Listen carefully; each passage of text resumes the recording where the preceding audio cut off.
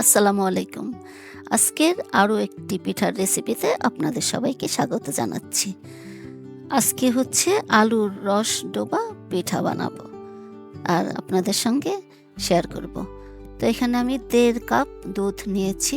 দুধটা বলক আসা পর্যন্ত অপেক্ষা করব। এটা লিকুইড দুধ বা গুঁড়া দুধ 1.5 কাপ পানি দিয়ে গুলিয়ে নিলেও হবে। তো বলক চলে আসছে।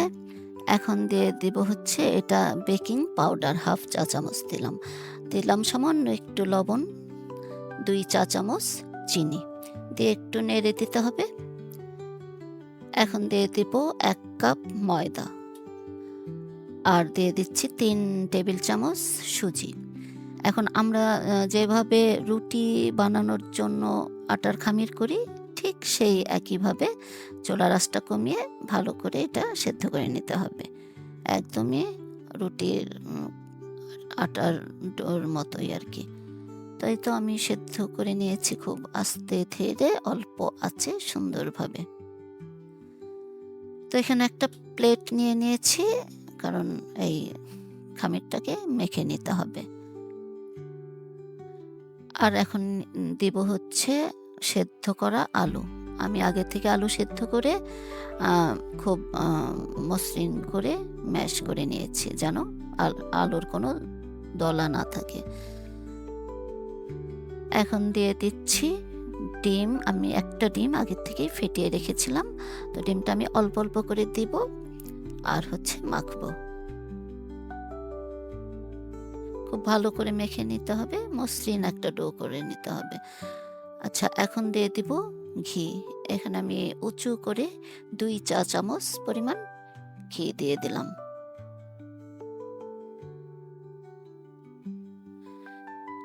এখন এই ঘি আর ডিম দিয়ে খুব ভালোভাবে মেখে নিতে হবে। তাই তো আমি কিন্তু অফ ক্যামেরায় পুরো ডোটা সুন্দরভাবে একটা মসৃণ ডো করে নিলাম মেখে। এখন এটা রেখে দেই ঢেকে রেখে এখন চলেন শিরা করে নেই। এখানে হাঁড়ি নিয়েছি, নিলাম 2 কাপ চিনি। 2 কাপ চিনির জন্য আমি 1.5 কাপ পানি দেব। শিরাটা কিন্তু পাতলা করতে হবে, বলক আসা মাত্রই শিরাটা নামিয়ে নিতে হবে। তো সেজন্য আমি খাবার পানি দিয়েছি, 1.5 কাপ পানি দিয়েছি, এটা কিন্তু খাবার পানি। দিয়ে দিব 2 টুকরো দারুচিনি আর হচ্ছে 2টা এলাচি। এখন বলক আসলেই শিরাটা কিন্তু হয়ে যাবে। বেশি ঘন করলে পিঠাগুলো কিন্তু শিরায় ভিজবে না। তাই তো শিরা কিন্তু বলক চলে আসছে। এখন আমি চুলাটা অফ করে দেব। চুলা অফ করেছি, এখন পিঠাগুলো বানাতে হবে। তো দেখেন সুন্দরভাবে ডোটা রেডি হয়েছে। এখন একটা ফ্ল্যাট দেখে আমি প্লেট নিয়েছি, এটার মধ্যে পিঠাগুলো বানাবো।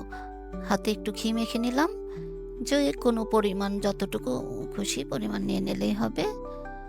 তো আমি এই যে এরকম করে লম্বা একটা রোল করে নেব,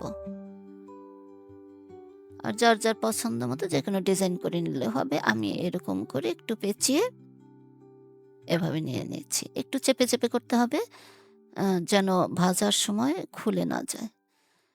তো আমি আবারও আরেকটা করে দেখাচ্ছি। এটা যার যার পরিমাণ মতো ছোট বড় বা অন্য যে কোনো ডিজাইন করে নিলেই হবে। তো এই যেরকম করে আমি আবারও করে নিলাম। সবগুলো পিঠা আমি এভাবেই করে নিব এখন। তো অফ ক্যামেরায় আমি সবগুলো পিঠা করে নিয়েছি। আমি একটু দেখাচ্ছি, এই যে এরকম কিন্তু একটু চেপে চেপে করতে হবে, মাথাটা কিন্তু এভাবে লাগাই দিতে হবে, নয়তো ভাজার সময় খুলে যাবে। তো আগে থেকে প্যান বসিয়েছি, তেলও গরম দিয়েছি, কারণ একটু ডোবা তেলে ভাজতে হবে। আর চুলার আঁচটা একদমই কমে রেখে ভাজতে হবে, নয়তো উপরে পড়ে যাবে আর ভিতরে কাঁচা থাকবে। তো চুলার আঁচ লোতে রেখে আমি সুন্দর করে লাইট ব্রাউন করে ভেজে নিব। এই পিঠাটা কিন্তু একটু ডিফারেন্ট, আপনারা চাইলে বাসায় ট্রাই করতে পারেন, খেতে কিন্তু অনেক মজা হয়।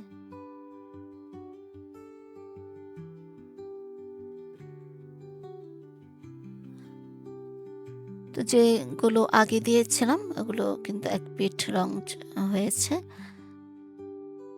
তো ২ পিঠটাই যখন একটু কালার হবে তখন তুলে নিব।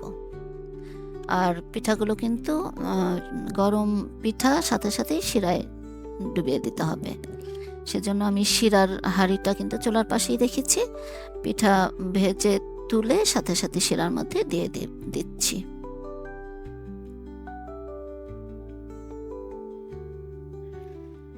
তো এরকম করে সবগুলো পিঠা আমি ভেজে শিরায় দিয়ে দিচ্ছি। আর শিরার মধ্যে একটু ডুবিয়ে দিতে হবে। আর বেশিক্ষণ কিন্তু শিরায় ডুবিয়ে না রাখলেও হবে, মানে ১৫-২০ মিনিট পরেও খাওয়া যাবে। তারপরেও আধা ঘন্টা রাখলে ভালোভাবে শিরায় ডুবে সুন্দর রসালো হবে। তো আমি আপনাদের একটা কেটে দেখাচ্ছি। দেখেও কিন্তু বোঝা যাচ্ছে যে কতটা শিরা মানে ভিতরে কতটা শিরা ঢুকেছে। একদম রসে ভরা মনে হচ্ছে। তো এখন আমি একটু শিরা নিয়ে এই যে একটা কিন্তু খুলে গেছে। তো এখন আপনাদের কেটে দেখাচ্ছি। কেটে আপনাদের দেখাবো আর আমি খাবো। খেতে কিন্তু অনেক মজা। আপনারা বাসায় ট্রাই করবেন।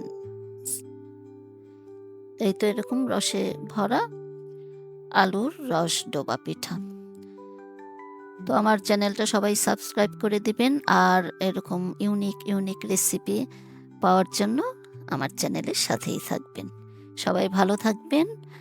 আবারও নতুন কোনো রেসিপি নিয়ে আসবো আপনাদের সামনে। আল্লাহ হাফেজ। আসসালামু আলাইকুম।